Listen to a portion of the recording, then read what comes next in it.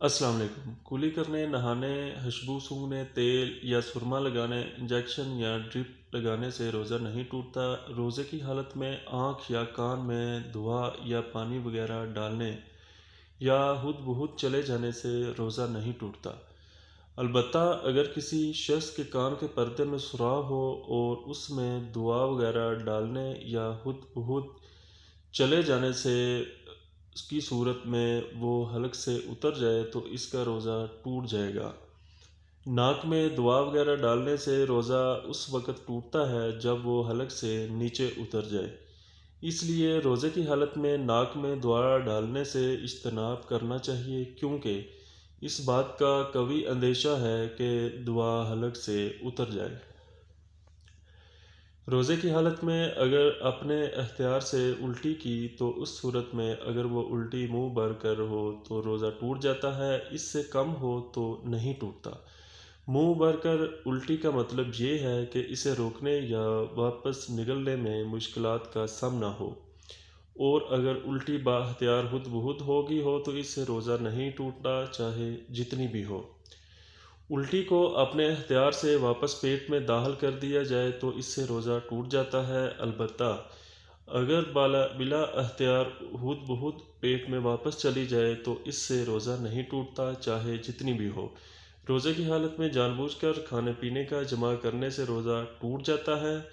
اس صورت میں قضا اور کفارہ دونوں لازم ہیں۔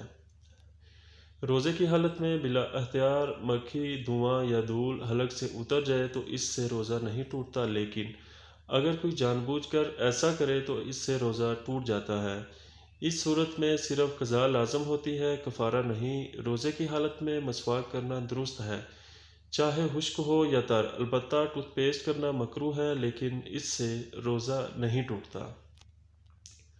روزہ اس وقت ٹوٹے گا جب اس کے ذرات حلق سے اتر جائیں۔ روزے کی حالت میں اگر کوئی چیز چکھ کر تھوک دینے سے روزہ نہیں ٹوٹتا، لیکن بلا عذر ایسا کرنا مکروہ ہے۔ اگر کوئی عورت بچے کے لیے غذا نرم کرنے کے لیے کوئی چیز چبا کر دے تو مجبوری میں ایسا کرنا جائز ہے، البتہ اس بات کا خیال رہے کہ اس چیز کا کوئی ذرہ حلق سے نیچے نہ اترے، ورنہ تو روزہ ٹوٹ جائے گا۔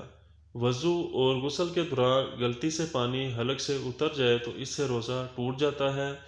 اس صورت میں صرف قضا لازم ہوتی ہے، کفارہ نہیں۔ روزے کی حالت میں کلی کرنے کے بعد ایک بار تھوک دینا کافی ہے، اس کے بعد منہ میں جو تری رہ جاتی ہے اس سے روزہ نہیں ٹوٹتا۔ کسی شخص نے غلطی سے صبح صادق طلوع ہو جانے کے بعد سحری کر لی اس خیال سے کہ ابھی بھی سحری کا وقت باقی ہے، تو ایسے شخص کا روزہ نہیں ہوتا۔ ایسا شخص افطار تک روزے داروں کی طرح کچھ کھائے پیے گا نہیں، اور اس کے ذمے اس روزے کی قضا لازم ہے، کفارہ نہیں۔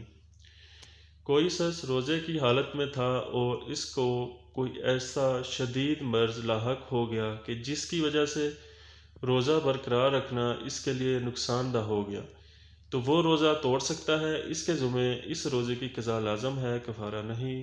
دوستو پلیز چینل کو سبسکرائب کریں، ویڈیو کو لائک کریں، شیئر